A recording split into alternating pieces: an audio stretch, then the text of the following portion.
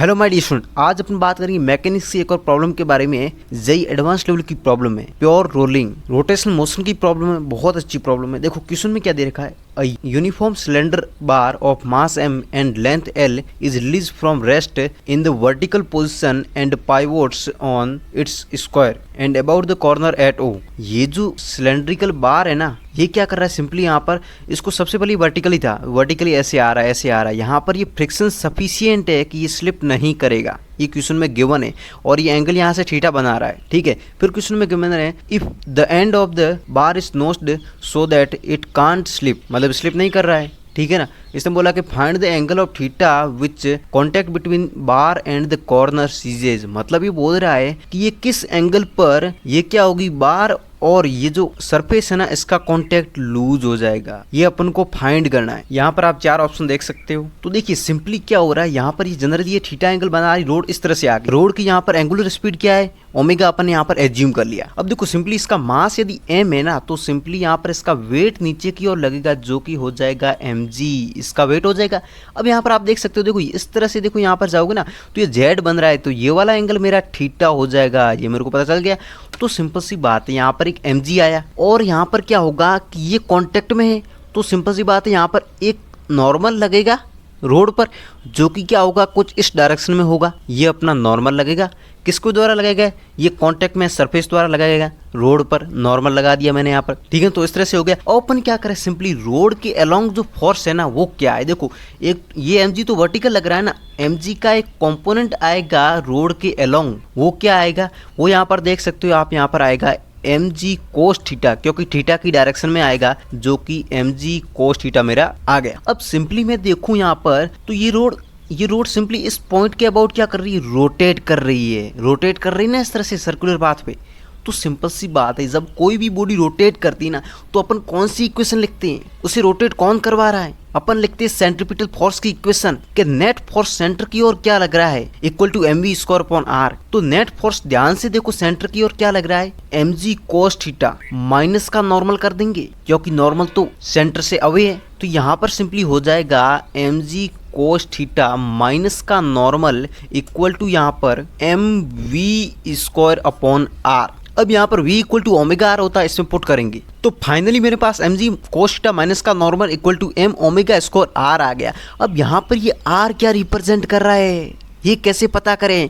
देखो कोई भी बॉडी हो, कोई भी पार्टिकल हो, यदि वो सेंटर के अबाउट रोटेट करता है ना, यहाँ पर एक पॉइंट मास होता है जो कि सर्कल के अबाउट रोटेट कर रहा होता है, और यहाँ पर ये आर होता है उसकी रेडियस, राइट है ना, और ये ओमेगा क्या है, उसकी एंगुलर स्पीड है। तो यहाँ पर इसकी रेडियस, ये तो पॉइंट मास है नहीं, ये तो रोड है, यहाँ पर मास फैला हुआ है, तो इसका पॉइंट मास क्या होगा, इसका जो सेंटर ऑफ मास होगा ना, वही इसका पॉइंट मास कहलाएगा मेरे दोस्त। तो इसका पॉइंट मास से डिस्टेंस, देखो ये फिक्स पॉइंट इसके अबाउट रोटेट कर रही है, तो इसका point mass centre of mass हो गया। तो ये वाली डिस्टेंस क्या हो जाएगी, यदि टोटल लेंथ l है ना, तो ये l/2 हो जाएगी, क्योंकि centre of mass mid point पर होगा। तो यहाँ पर r की जगह l/2 रखूंगा। तो यहाँ पर मैंने सिंपली पुट कर दिया, तो मेरे पास ये एक इक्वेशन मेरे पास आ गई। अब यहाँ पर अपन एक और इक्वेशन प्रोड्यूस करेंगे। वो कैसे करेंगे, क्योंकि देखो सिंपली इनिशियल यहाँ पर रोड वर्टिकल थी, अब यहाँ पर ऐसे आ गई, और यहाँ पर क्या हो रहा है, ये प्योर रोटेशनल मोशन कर रही है, इसका एनर्जी कंजर्व रहेगा, ठीक है। तो एनर्जी कंजर्वेशन की एक और इक्वेशन अपन लिखेंगे। अब देखो रोड की इनिशियली रोड वर्टिकल थी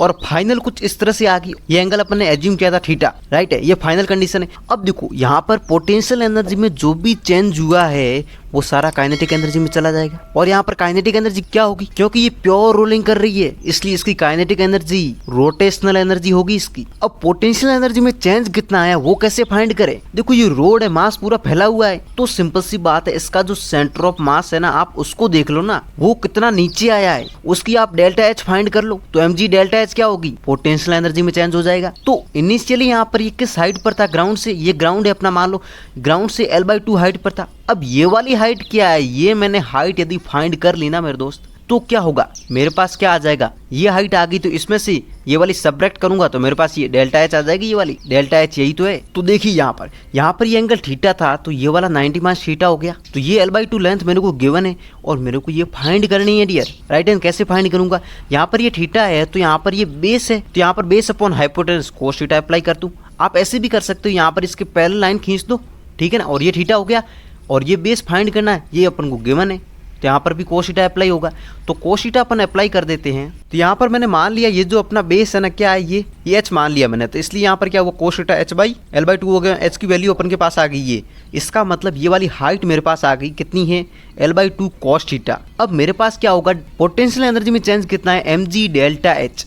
अब देखो पहले कितनी थी, L/2 थी, अब कितनी रह गई मेरे पास, अब मेरे पास ये रह गई L/2 cos थीटा। तो इसको सब्ट्रैक्ट कर दिया मैंने L/2 cos थीटा को, तो यही तो डेल्टा एस में डिफरेंस आया है, राइट है, जो कि काइनेटिक एनर्जी में चेंज। इनिशियली एंगुलर स्पीड इसकी 0 थी, ओमेगा, ठीक है ना, अभी इसके पास एंगुलर स्पीड ओमेगा है, तो यहाँ पर सिंपली क्या हो जाएगा, हाफ आई ओमेगा स्क्वायर। यही तो रोटेशनल एनर्जी जो गेन करिए। तो सिंपली इसको अपन क्या करेंगे, यहाँ पर आई क्या है, मोमेंट ऑफ इनर्शिया इस रोड का इस पॉइंट के अबाउट, क्योंकि अपन इस पॉइंट के अबाउट देख रहे हैं हर चीज, ठीक है। तो मोमेंट ऑफ इनर्शिया क्या हो जाएगा, ml²/3, रोड का होता है वो तो एंड पॉइंट के अबाउट, ठीक है ना। तो पुट कर रहा हूँ मोमेंट ऑफ इनर्शिया, तो मैंने यहाँ मोमेंट ऑफ इनर्शिया पुट कर दिया यहाँ पर, ठीक है ना, और इसको कैलकुलेट कर लिया। देखो L/2 मैंने कॉमन लेके यहाँ पर इसको कैलकुलेट कर लिया, तो मेरे पास ये इक्वेशन आ गई एक और। तो फर्स्ट इक्वेशन मेरे पास यहाँ पर ये थी, सेकंड इक्वेशन ये आ गई, दो इक्वेशन आई अपन के पास। अब आप क्वेश्चन को देखो, क्वेश्चन में ये बोला find the angle theta eight which contact between bar and the corner सीजेज।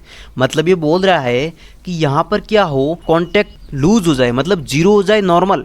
इसका मतलब नॉर्मल जीरो हो रहा है, तो एन की जगह मैं जीरो पुट कर दूं, यही तो मेरा नॉर्मल है। तो यहाँ पर सिंपली नॉर्मल की जगह मैंने जीरो पुट कर दिया। अब मेरे पास कौन सी इक्वेशन रही, ये सेकंड और थर्ड दो इक्वेशन है, इन दोनों को अपन सॉल्व करेंगे। तो जैसे ही मैंने इन दोनों को यहाँ पर क्या किया, मैंने 3 को डिवाइड कर दिया सेकंड से। तो जैसे इसको कैलकुलेट किया तो मेरे पास cos थीटा की वैल्यू आ गई 3/2, जो कि आप यहाँ पर देख सकते हो फर्स्ट वाला ऑप्शन करेक्ट होगा अपना।